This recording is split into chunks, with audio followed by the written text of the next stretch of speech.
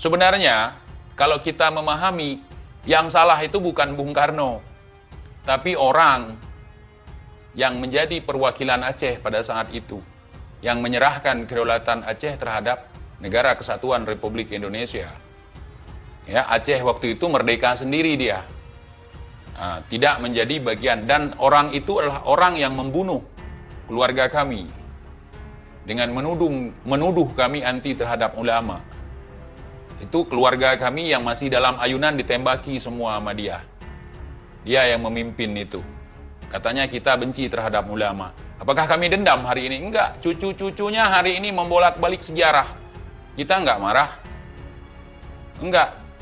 Karena waktu masa perjuangan itu, keluarga kami menentang untuk bergabung dengan Indonesia.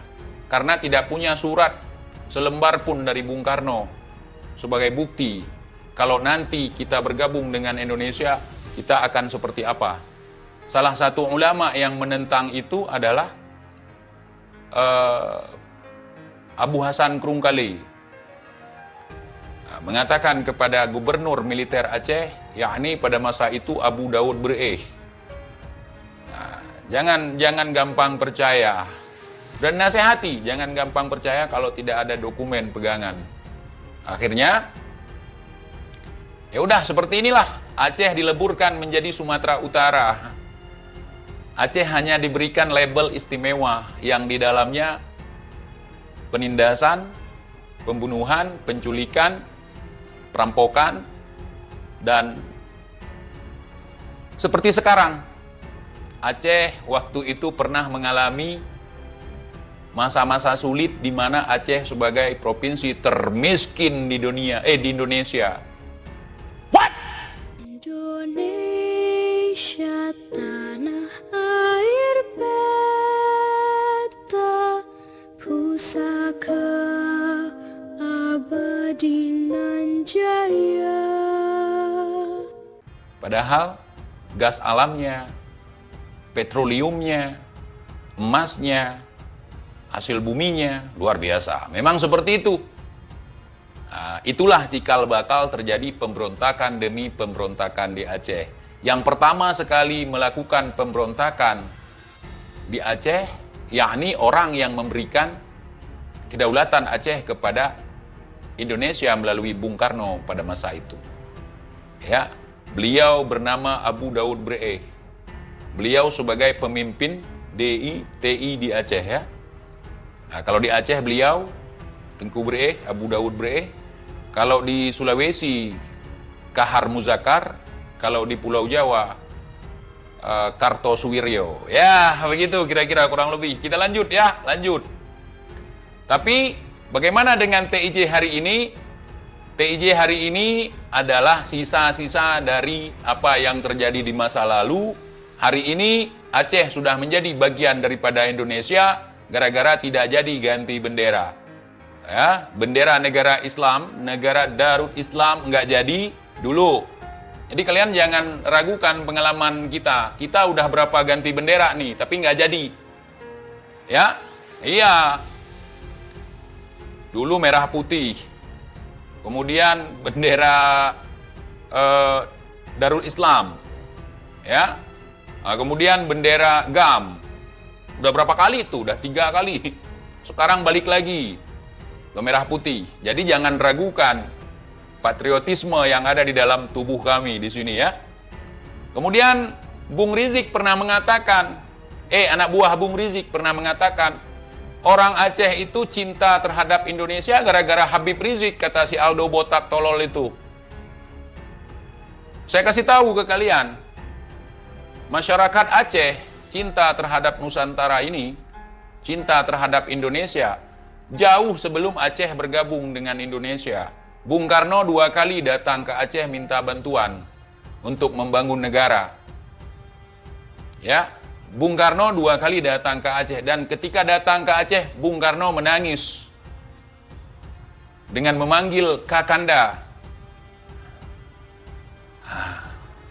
Kami butuh pesawat. Dihadiahkan 2 pesawat oleh rakyat. Dan buktinya masih ada, bukti obligasi sampai sekarang. Ya. Setiap daerah punya sumbangsihnya terhadap negeri ini. Saya berbicara Aceh karena sedikit banyaknya saya tahu perjalanan sejarah di Aceh. Ya? Iya. TIJ mengatakan, saya lanjut aja ke pembahasan kita malam ini, yakni Mufti Petamburan atau Sir Rizik, ya, atau Bung Rizik. Saya nggak mau panggil dia Habib, bisa apa? Tahun yang lalu, Sir Rizik pernah ke Aceh. Kemudian pembebasan lahan Senayan sekaligus pembuatan Tugu Monas.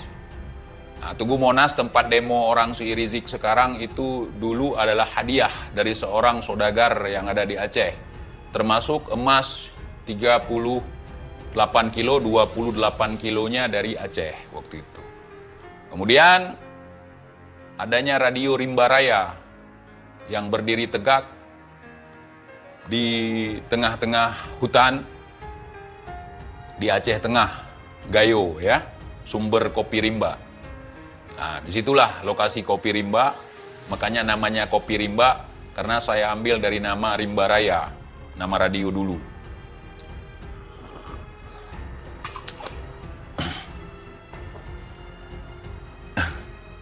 Bukannya Tengku Daud betul. Itu yang pertama sekali membawa itu kemari. Tanpa bermaksud untuk menyakiti saudara-saudaraku dan siapapun di sini, saya harus menceritakan ini ya. Ini sejarah kita. Keluarga kami dibunuh, difitnah sebagai antek Belanda. Padahal ada yang di keluarga kami memang antek Belanda, tapi tidak semuanya. Kemudian anti ulama katanya. Seperti sekarang difitnah ke saya. Makanya saya nggak heran kalau ada yang orang ngomong ke saya anti ulama, anti terhadap cucu Nabi ini. Dulu juga begitu.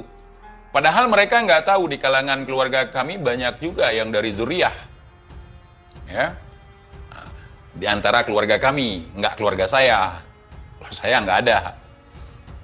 Nah, dari dulu seperti itu. Jadi kami sudah paham sekali tentang hal itu. Cuman kasihan anak-anak Aceh banyak terperosok lagi ke lubang yang sama, melebihi keledai. Keledai adalah hewan yang bodoh. Tapi keledai itu tidak akan pernah masuk terperosok ke lubang yang sama, dia hafal.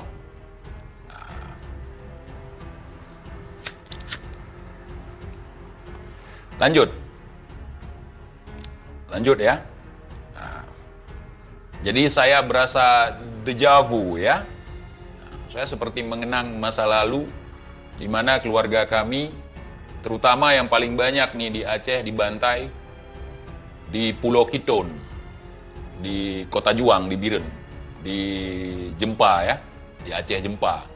Kami tinggalnya di Aceh Jempa, di Biren.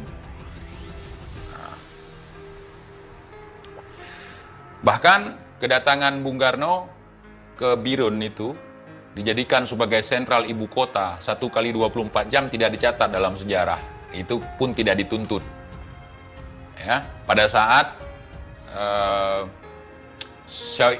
Saifuddin Prawira Negara menjadi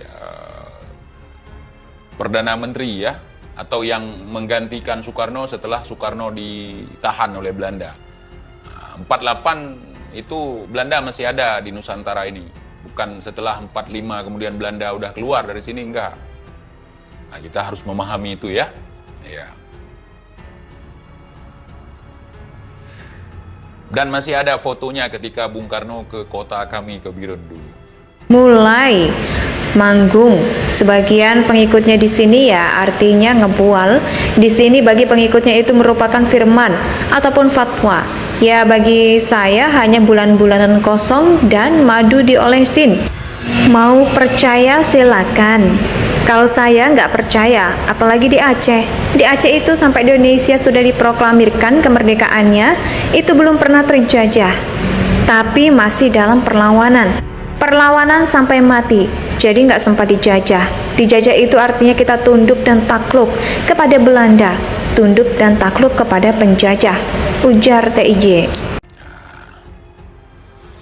Jadi, saya lanjut kembali.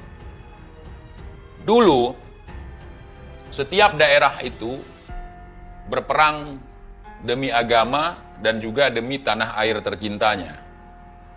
Sebelum adanya Indonesia. Indonesia kapan lahirnya? Tahun 1945. Sebelumnya kan kerajaan-kerajaan yang ada di seluruh Nusantara ini. Kalau di Kalimantan ada Kutai, kerajaan Kutai. Di mana-mana ada kerajaan dulu. Jadi kita disatukan menjadi Indonesia. Penggabungan antara suku, bangsa, ras. Makanya kalian jangan benci Yaman, jangan benci Arabnya, jangan benci Cinanya, jangan benci Acehnya, jangan benci Dayaknya, jangan benci Jawanya, jangan. Kalau ada 1-2 orang oknum yang melakukan hal seperti itu, fokus saja ke oknumnya. Indonesia sejak dulu kala tetap dipuja-puja bangsa.